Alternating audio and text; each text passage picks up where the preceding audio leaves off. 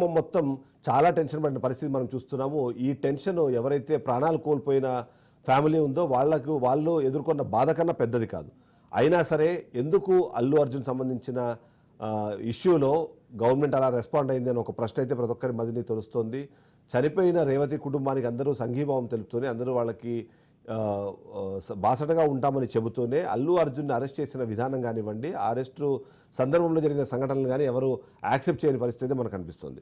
ముఖ్యంగా పుష్ప 2 సినిమా దేశవ్యాప్తంగా ఇప్పటికే 1000 కోట్ల మార్కును దాటిన నేపథ్యం మనం చూస్తున్నాం. అంతేకాకుండా ప్రపంచవ్యాప్తంగా తెలుగు సినిమాకు సంబంధించి ఒక గొప్ప ఎగ్జాంపుల్గా చూపించే ప్రయత్నం వైపు పుష్ప 2 సినిమా చేస్తుంటే, అదే సందర్భంలో ఒక బ్యాడ్ ఎగ్జాంపుల్గా తెలంగాణ ప్రభుత్వం ఏమైనా నిలిచిందా అన్న ఒక ప్రశ్న అయితే ప్రతి ఒక్కరి మధ్యలో ఉంటుంది. ఎందుకంటే A11గా ఉన్న అల్లు అర్జున్ని అంత అర్జెంటుగా, అది కూడా శుక్రవారం పూట అరెస్ట్ చేయాల్సిన అవసరం ఏముంది? ఆయన్ని అరెస్ట్ చేసిన తర్వాత హైకోర్టే బెయిల్ ఇచ్చి ఆయన వెంటనే విడుదల చేయాలని ఒక తీర్పు కాపీని వెలువరించిన తర్వాత కూడా ఆల్మోస్ట్ ఒక 12 గంటల పాటు ఆయన్ని ఆ జైల్లో నిర్బంధించిన పరిస్థితి మనకు కనిపిస్తోంది.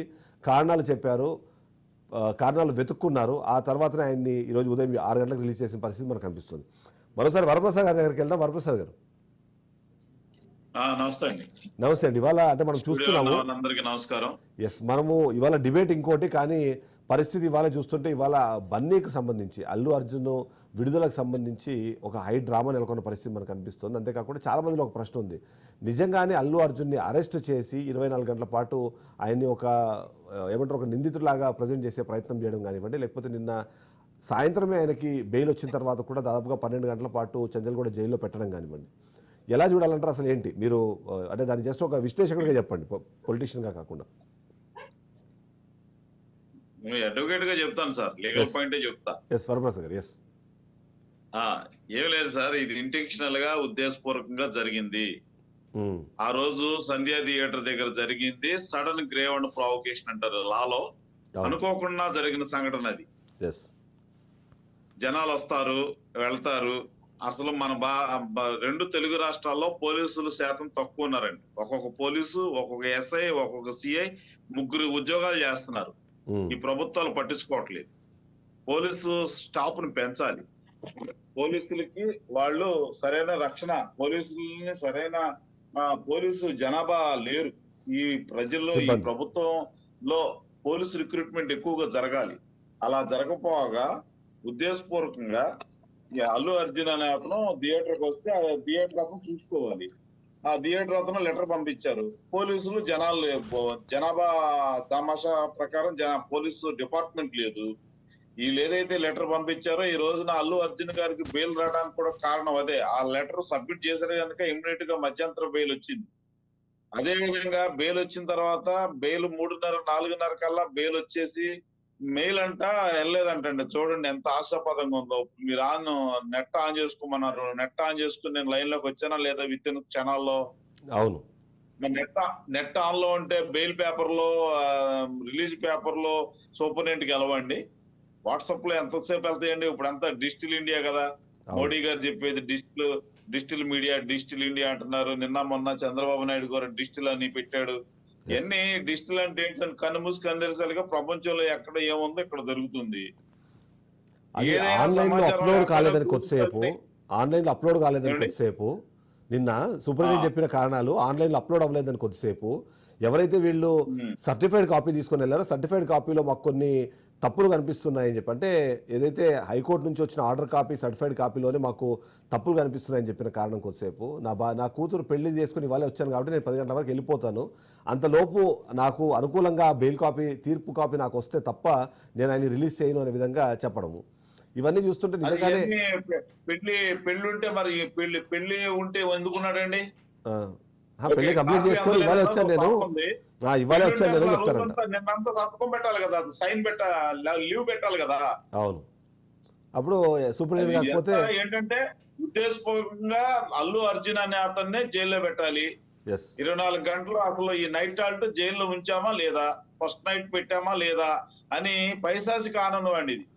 ఏదైతే రేవంత్ రెడ్డి ముఖ్యమంత్రి, ఇక్కడ ఆంధ్రప్రదేశ్ ముఖ్యమంత్రి చంద్రబాబు నాయుడు వీళ్ళందరూ కొమ్మ పలుకొని అతను ఏదో పాపం కష్టపడి, ఎవరు సపోర్టు లేకపోయినా కష్టపడి ఆయన సినిమా సక్సెస్ అవుతుంటే చాలా మంది సో మీరు ఆ యాంగిల్ నమ్ముతారా మీరు? ఆ యాంగిల్ నమ్ముతారా? ఎందుకంటే ఇక్కడ మొత్తం మీద తీసుకొచ్చి వైసీపీకి మళ్ళీ దీనికి అంటగడుతున్నారు. మొదటిది ఏంటంటే గత ఎన్నికల సమయంలో వైసీపీకి అనుకూలంగా ఈయన ప్రచారం చేశారు, లేకపోతే వైసీపీ అభ్యర్థికి అనుకూలంగా ప్రచారం చేశారు కాబట్టి అక్కడ వాళ్ళిద్దరు నుంచి ఫ్యామిలీ ఫ్రెండ్స్ అండి, వాళ్ళిద్దరు ఫ్యామిలీ ఫ్రెండ్స్. అవును, జన సైనిక్స్ వర్సెస్ అల్లు ఆర్మీ అనే ఒక ఫార్ములాని ఒకటి తీసుకొచ్చారు.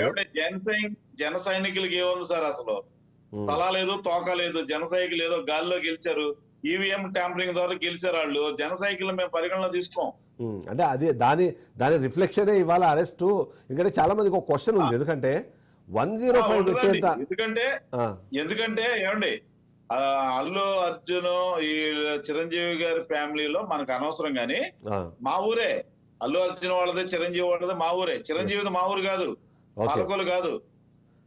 అల్లు అర్జున్ ఒరిజినల్ కాపండి, అల్లు రామలింగయ్య కాపు. చిరంజీవి క్యాస్ట్ ఏంటో నాకు తెలియదు, ఒక్కొక్కరు ఒక్కొక్క రకంగా చెప్తారు. సెట్టుపల్లి అంటారు, ఇంకొకటి ఏదో అంటారు, ఇంకొకటి ఏదో ఇంకా తక్కువ కులం చెప్తారు. అవన్నీ మనకు అనవసరం. అసలు ఈ రోజున చిరంజీవి ఈ స్థాయికి నిలబడి కాపు కులస్తుడిగా ఉన్నాడంటే అల్లు రామలింగయ్య పెట్టిన భిక్ష అది. రైట్. ఈయన చేసిన కృషి కూడా ఉందిలేండి. మరి మనం ఓన్లీ అల్లు పర్సనల్ గా మనం మాట్లాడుకోకూడదు. అసలు అల్లు అర్జున్ వాళ్ళది రియల్ ఫ్యామిలీ అండి ఇక్కడ. మాది పశ్చిమ గోదావరి, ఏలూరు సార్ మాది. Okay okay, yes yes yes. పక్కన 30 కిలోమీటర్లు వాళ్ళది. అవును. అయితే ఇక్కడ రావలంగయ్య, అల్లు అర్జున్ వాళ్ళ ఫ్యామిలీ చరిత్ర మాకు తెలుసు. చిరంజీవి వాళ్ళ చరిత్ర ఎక్కడ లేదు వాళ్ళకి. రైట్. 105 పెట్టేంత సీరియస్ అఫెన్స్ అయింది అన్నది చాలా మందిలో ఒక ప్రశ్న. బిఎన్ఎస్ఎస్ 105 పెట్టేంత సీరియస్ అఫెన్స్ అయింది. కేవలం ఆయన్ని నాన్ బెయిలబుల్ కేసు అట్రాక్ట్ అవ్వాలి ఒక్క రీజన్ తప్ప 105 పెట్టడానికి ఇంకేమీ కారణం కనిపించలేదు అన్నది కొంతమంది విశ్లేషిస్తున్నారు. ఏమంటారు? అదే నేను చెప్పేది, అదే 105 పెట్టారంటే అసలు ఇది 105 వర్తించదు అల్లు అర్జున్ గారికి. ఇది సడన్ గ్రేవ్ అండ్ ప్రొవోకేషన్ అని లాలో చట్టం ఉందండి. లాలో ఒక పాయింట్ ఉంది. ఇప్పుడు మన ఇద్దరం మాట్లాడుకుంటాం, ఆవేశంగా మీ మీద ఒకటి చేయబెట్టి ఒకటి వేస్తాను, మీకు అంతకు ముందు గుండెపోటు ఉంది, స్టూడియోలోనే చచ్చిపోయారు అనుకోండి, మన ఇద్దరం గురించి మాట్లాడదాం, అది కేసు అవ్వదు నా మీద. సడన్ గ్రేవ్ అండ్ ప్రొవోకేషన్ అంటారు దాన్ని. అంటే మన ఇద్దరి మధ్య గతంలో ఇంటెన్షన్ ఏం లేవు గురువు గారు. లా ఏం చెప్తుందంటే సడన్ గ్రేవ్ అండ్ ప్రొవోకేషన్ అని ఒకటి ఉంటది. అనుకోకుండా జరిగిన సంఘటన ఇది. బ్యానర్లు కడితే కార్యకర్తలు 3 చచ్చిపోయారండి. అంతకుముందు చిరంజీవికి బ్యానర్లు కడితే కార్యకర్తలు చచ్చిపోయారండి. చంద్రబాబు నాయుడు ఇరుకు రోడ్లో మీటింగ్ పెడితే 9 మంది చచ్చిపోయారండి. మరి ఆయన 19లో ముఖ్యమంత్రిగా ఉన్నప్పుడు, 14-19 మధ్యలో ముఖ్యమంత్రిగా ఉన్నప్పుడు గోదావరి పుష్కరాల్లో 29 మంది చనిపోయారండి. నిన్న రేవంత్ రెడ్డి హైడ్రా కూల్ చేస్తుంటే 20 ఆత్మక్షోభ అండి. అది ఆ చావు మామూలు చావు కాదండి.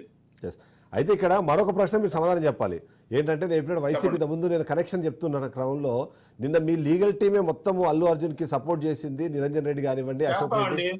చేస్తాం, ఎందుకు చెయ్యం? అన్యాయం జరిగినప్పుడు వైసీపీ ఎప్పుడు కూడా నీతి నిజాయితీగా నిలబడతాం. ఇది ఇందులో పార్టీ రంగే ఉండదండి. ఓకే. సో మొత్తానికి అల్లు అర్జున్ మీరు ఓన్ చేసేసుకుంటున్నారు అయితే? మేము జగన్మోహన్ రెడ్డి గారికి ప్రత్యేకంగా థ్యాంక్స్ చెప్తున్నాం. అర్జున్ కాదు మేము పెట్టేది. ఆయన ఒక అన్యాయం జరిగింది, మేము లీగల్ టీమ్ పనిచేసింది అక్కడ. ఓకే. పవర్ఫుల్ గా పనిచేస్తుంది, మామూలుగా పనిచేయదు లీగల్ టీం. వీళ్ళు ఏదో పైశాసిక ఆనందాలు పొంది దాడులు చేసి ఇంట్లో వాళ్ళ బయటికి పిలిపించి, ఇప్పుడు అంబటి రాంబాబు మీద కేసు పెట్టారండి. మేరుగు నాగార్జున మీద ఒక అమ్మాయి మీద కేసు పెట్టారు. ఒక అమ్మాయి మేరుగు నాగార్జున ఉంచుకున్నాడని, డబ్బులు 90 లక్షలు ఇచ్చానని ముసుగులు కట్టుకుని వెళ్ళింది. తర్వాత ఆ అమ్మాయి నాకు తప్పు అయిపోయింది, నేను ఏదో ఎవరో చెప్తే వెళ్ళి పెట్టానని. అన్ని ఇలాంటి కేసులే, తప్పుడు కేసులు, తప్పుడు ఆరోపణలు. ఈ తప్ప అల్లు అర్జున్ 100% మిస్టేక్ కాదండి. ఆ సంజయ్ థియేటర్ కూడా మావాడే, ఎస్సీ మాదిగా. ఆ సంధ్య గార్డెన్స్ ఉంది ఆయనకి అదే రోడ్ లో. దళితుల మీద వీళ్ళు వేధింపులా? సంధ్య థియేటర్ ఎప్పటి నుంచి ఉందండి ఆ సంధ్య? కొత్త పాయింట్ చెప్పారు, మీరు కొత్త పాయింట్ చెప్పారు, ఎవరికి తెలియదు, నాకు తెలిసి. సంజయ్ థియేటర్ ఎస్సీ మాదిగా మావాడు. ఓకే. మేము కృష్ణ మాదిగా మేము ఎప్పుడు మీటింగ్ పెట్టినా సంజయ్ గార్డెన్స్ లో పెట్టుకున్నాడు. ఇందిరా పార్క్ లో గార్డెన్స్ ఉంటది, అదే రోడ్ లో థియేటర్ ఉంటది. సో వీళ్ళు ఈ దళితులు వీళ్ళని టార్గెట్ చేసి పెడుతున్నారండి వీళ్ళు. సో ఇప్పుడు ఇంకో విశ్లేషణ చేయండి మీరు. రేవంత్ రెడ్డి చెప్తున్నది చెప్పండి. ఏంటంటే చట్టం ముందు అందరూ సమానమే. సంజయ్ దత్ వాళ్ళు సల్మాన్ ఖాన్ అలాంటి వాళ్ళని అరెస్ట్ చేయగలిగింది, అల్లు అర్జున్ అంతకన్నా గొప్పోడేం కాదు కదా. 100% చట్టం ముందు అందరూ. ఇందిరాగాంధీ కూడా ఇంకా వాళ్ళు సల్మాన్ ఖాన్ బల్మాన్ ఖాన్ అని చెప్తున్నారు. ఇందిరాగాంధీ కూడా జైలుకి వెళ్ళింది. మరి ఈ రోజు రేవంత్ రెడ్డి కూడా జైలుకి వెళ్ళాలి కదా. ఈ హైదరాబాద్ పెట్టి కూల్చేశాడు. ఎంప్లాయీస్ అప్పులు తెచ్చుకుని ఇల్లు కట్టుకున్నారు. ఆ బఫర్ జోనో తొక్కలో జోనో ఎవరికి తెలుసు? ఎవడో ఆఫీసర్లో పర్మిషన్ ఇచ్చారు. మరి వాళ్ళు పర్మిషన్ ఇచ్చినప్పుడు ఇల్లు కట్టుకున్నారు. ఇల్లు కట్టుకుంటే వీడి ఇంట్లో లేడు. ఇంట్లో లేకుండా ఇల్లు కూల్చేశారు. నెల నెల సాలరీ కట్ అవుతుంది. మానసికంగా ఆర్థికంగా ఎంత క్షోభకు గురవుతున్నారు ఇంట్లో. ఎస్, ఇద్దరు చనిపోయారు. మరి రేవంత్ రెడ్డి మీద కూడా అటెంప్ట్ మర్డర్ కేసు పెట్టాలి. అతని మీద మర్డర్ కేసే పెట్టాలి. 307 302 సెక్షనే పెట్టాలి రేవంత్ రెడ్డి మీద. రమ్మనండి, చట్టం ముందు అందరూ సమానం కదా. రేవంత్ రెడ్డిని తీసుకోండి లైన్ లో. ఏ టీవీలోకి రమ్మంటే నేను వస్తాను. అందరూ సమానమే అన్నాడు కదా. ఓకే, చట్టం ముందు అందరూ సమానమే. రేవంత్ రెడ్డిని అరెస్ట్ చేయాలి కదా. మరి రేవంత్ రెడ్డిని అరెస్ట్ అవ్వమనండి. ఇందిరాగాంధీ చెప్పలా, నేను చెప్తున్నాగా ఇందిరాగాంధీ గారు కూడా అరెస్ట్ అయింది. అల్లు అర్జున్ చేసింది ఏంటి? డబ్బులు పెట్టారు, సినిమా తీశారు, డబ్బులు దండుకున్నారు. అంతకుమించి ఆయన దేశాన్ని చేసిన సేవ ఏంటి? ఆయన ఏమైనా ఆర్మీలో పనిచేశారా లేకపోతే ఏమన్నా? మరి ఎందుకు ఈ గుడ్డు గవర్నమెంట్ లో ఈ గుడ్డు ప్రభుత్వాలు ఆయనకి అత్యున్నతమైన అవార్డులు ఎందుకు ఇచ్చారు? ఏమండి, గవర్నమెంట్ తప్పు కదా. డబ్బులు పెట్టి ఎవరైనా డబ్బులు పెట్టి తీస్తారు. డబ్బులు చిల్లపెంకులు పెట్టి సినిమాలు తీరు. చిల్లపెంకులు పెట్టి సినిమాలు తీస్తుంటే చెప్పండి. నా దగ్గర కూడా స్టోరీ ఉంది. బెనహర్ తీస్తాం, మా బైబిల్ స్టోరీ. బేభత్సంగా ఆడద్దు. అందులో రథమే బెనహర్ 3 గంటలు రథం తోలుతాడు. 5 గంటల సినిమా అది. ఓకే, ఏంటి డబ్బులు పెట్టక చిల్లపెంకులు పెడితే నేనే తెస్తా సినిమా, మీరు తెస్తారు. 100 సినిమాలు తెస్తారు. ఎవరైనా డబ్బులు పెట్టి తెస్తారు. వీళ్ళేంటి, వీళ్ళు డబ్బులు పెట్టి తీస్తే ఏం ఘనకారం సాధించారా అంటే, వీళ్ళు రౌడీజం చేసి ఘనకార్యాలు సాధించే ముఖ్యమంత్రులు అయితే అది ఘనకారమా? ఏంటండి ఇది? రౌడీజం చేసి గోండాయిజం చేసి బెదిరించి, ఇది 100% రాంగ్ అండి. ప్రజలు గమనిస్తున్నారు. ప్రజలు ఇప్పుడు అక్కడ వరకు ఎందుకంటే బెయిల్ నిన్న ఈవినింగ్ వచ్చింది. ఎట్టయినా ఉద్దేశపూర్వకంగా అల్లు అర్జున్ ని జైల్లో పెట్టాలి అన్న వాంటెడ్, అది వాంటెడ్ గా తీసుకొచ్చి నైట్ అంతా ఉంచి తెల్లారి మరి 6:30కి ఎందుకు వదిలేరు? 7 తర్వాత వదలాలి. 6:30కి ఏ ఆఫీస్కి వెళ్తాడండి? అండి 10ంటికి వదలాలి. యాజ్ పర్ లా 7 తర్వాత హైకోర్టు అడ్వకేట్ నే. అవును, నా ప్రాక్టీస్ తక్కువ. ప్రొసీజర్ ల్యాబ్స్ అనిపిస్తుంది. ఆఫీసులు ఎన్నింటికి వెళ్తారండి? అవునండి, మీరు అన్నది యాక్చువల్ అయితే యాజ్ పర్ ఇదైతే 7:30 తర్వాత ఎప్పుడైనా రిలీజ్ చేస్తారు. నాకున్న ఎక్స్పీరియన్స్ 7:30 ఎప్పుడైనా కాదు, 10:30కి రిలీజ్ చేయాలి. సాయంత్రం 5 అవ్వకపోతే మేము బెయిల్ చేసినప్పుడు ఈవేళ ఈవినింగ్ 5 గంటలకి బెయిల్ ఇచ్చారనుకోండి రెండో సెక్షన్ లో జడ్జి గారు, 5 గంటల నుంచి సబ్ జైలుకి పేపర్ లో అప్పుడు మేము ఫిజికల్ గా పట్టుకెళ్ళేవాళ్ళం. క్లయింట్ కి ఇచ్చి పంపించేవాడు మా వాళ్ళకి. మాకు హైకోర్టు నుంచి అక్కడికి వెళ్ళాలికే దూరం అయిపోతుంది, లేకపోతే జిల్లా కోర్టు నుంచి దూరం అయిపోతుంది అంటే 7 అయిపోతే వదలరు జైలు రూల్ ప్రకారం. 7 దాటితే వదలరు. మళ్ళీ తెల్లారి సాయంత్రమే కానీ పగలు పొద్దున్నే పట్టపగలు నిట్ట మధ్యాహ్నాలు అట్లా వదలరండి. సెలబ్రిటీ అనే దాంతో అక్కడ చట్టము అందరూ సమానమే కానీ మేబీ ఇట్లాంటి దాంట్లో సమానం కాదేమో, ఇంకొద్ది ఎక్కువ సమానం. సెలబ్రిటీ అయినప్పుడు నిన్న బెయిల్ వచ్చినప్పుడు వదలొచ్చుగా. హైకోర్టు క్లియర్ గా ఇచ్చింది కదా నిన్న బెయిల్ ఆప్షన్ ఉంటుంది. ఇప్పుడు అడ్వకేట్స్ కి క్లియర్ గా మా లాయర్ చెప్పాడు కదండి. అవును, అందులో బెయిల్ పిటిషన్ లో ఈలోగానే ఈవేళే ఈ వదలాలని లేదు అని పబ్లిక్ ప్రాసిక్యూటర్ చెప్తున్నాడు. ఓకే, కానీ ఫోర్త్ అంటే ఇప్పుడు ఉన్నఫలంగా వదిలేయమని కదా చెప్తాడు. ఎందుకంటే గవర్నమెంట్ ఆడదు కాబట్టి. కాదు, దీంట్లో ఫోర్త్ విత్ అనే పదం వాడారు అంటే ఉన్నఫలంగా వదిలేయాలి అన్నది high court order.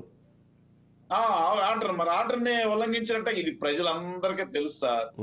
Okay, Allu Arjun తప్పు చేశాడు, జైలుకి వెళ్ళారు, బెయిల్ వచ్చింది.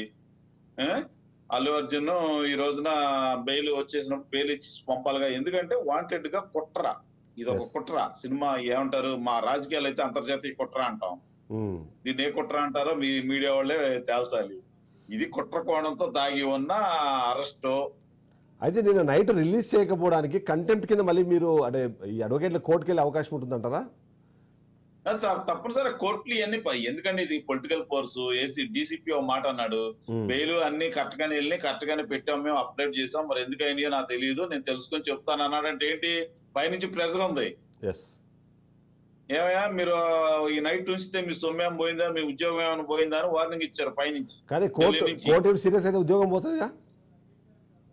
ఉద్యోగం పోతే మళ్ళీ ఏదో రకంగా మళ్ళీ ఈ ముఖ్యమంత్రి దగ్గరికి వచ్చి సర్క్యులేట్ చేసుకుంటే ఉద్యోగం వస్తుంది కదా. ఓకే. డిపార్ట్మెంట్ లో సస్పెండ్లు అయితే 3 బుల్లెట్ పాయింట్లు ఉంటాయండి. అవును. డ్రాప్ ది కేసు, రీఇన్స్టేట్, ఈ మూడు రకాల సబ్జెక్ట్ అవైలబిలిటీ ఉంటది. అందులో ఏదో ఒక డ్రాప్ ది దాంట్లో case, reinstate, circulate the file అంటే చాలు ఉద్యోగాలు వచ్చేస్తాయి. ఓకే. ఉద్యోగం రావటం ఎంతసేపు అయింది సార్?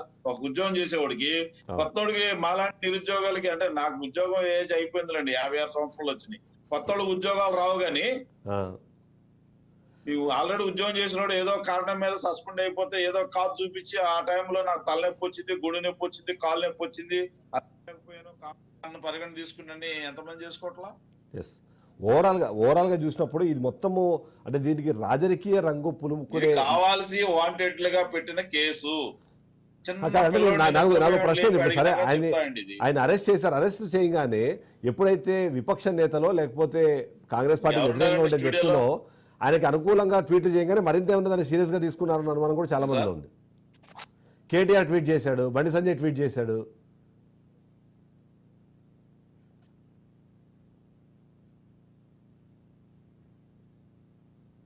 రైట్, వరప్రసాద్ గారు.